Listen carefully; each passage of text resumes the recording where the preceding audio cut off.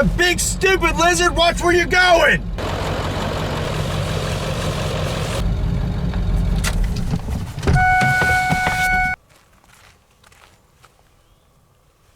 Packing around a 45-70 Derringer? Never shot one of these before. I'm sure you won't mind if I try it out. Dang it!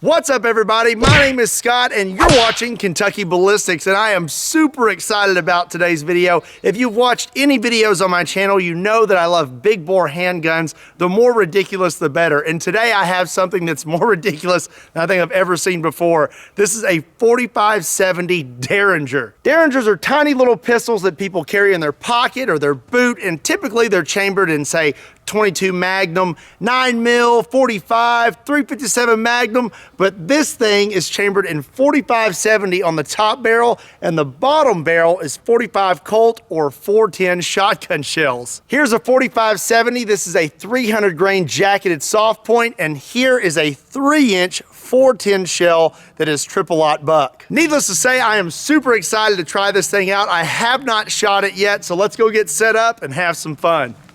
So let's see if we can hit anything with this. I am super excited to see how bad the recoil is on this thing. We're gonna start out with 300 grain 45-70 jacketed hollow points, and then the bottom barrel is gonna be loaded up with 3-inch 410 triple-aught buck. Woo, all right. Get a good grip on this little nub here. Wow. Wow. That's got a lot of recoil. So the 45-70, it's quite a bit of recoil in that little thing. So now let's see how bad the triple-aught buck 410 is.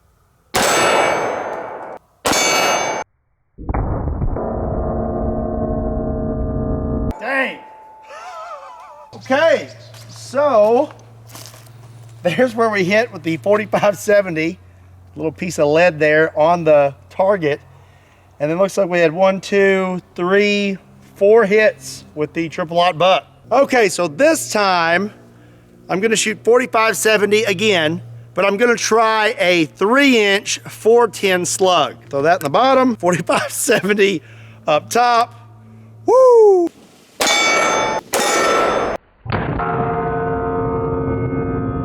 Oh! 410 slug.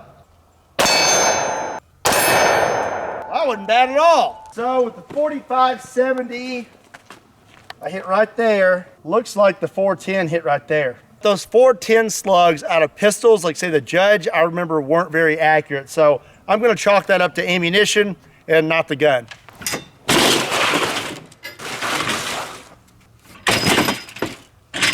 You sure none of you wanna be a table sponsor? Not one of you? All right, let's start out with a few sodas. 45-70 on the left. Oh! 410 on the right.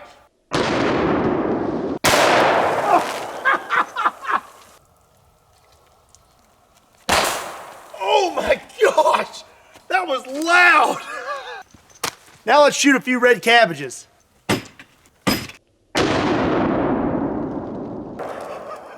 410 on the left cabbage.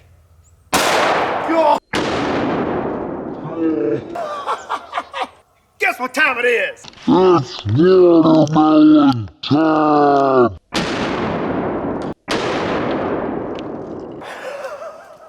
The 45-70 did not give me the reaction I wanted, but the 410 did okay. I don't think the Derringer would do very well on the nacho cheese test, so I'm just gonna use this forklift tire. Don't you say it. Scott, don't smush the cheese. Well, guess what kind of cheese this is? Nacho cheese! Oh, God!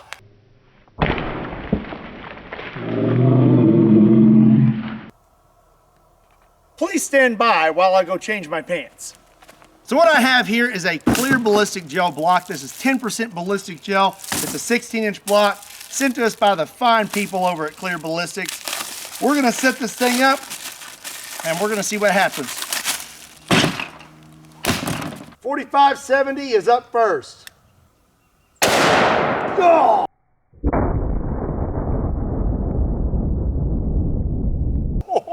So my prediction was it wasn't going to go very far through the block because the barrel is so short on that Derringer.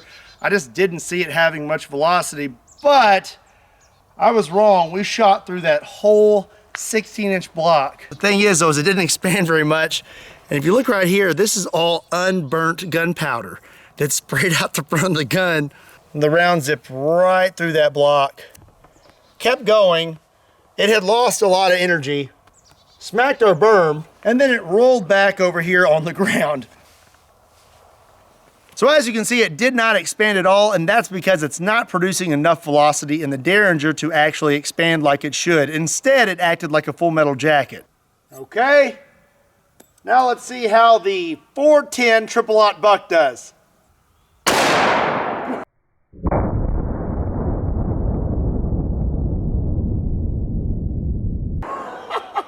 So we've got all 5 pellets trapped in our gel block, and it looks like one pellet almost made it all the way to the end of the block. 2 more came close, and then 2 of them are just barely halfway through the block.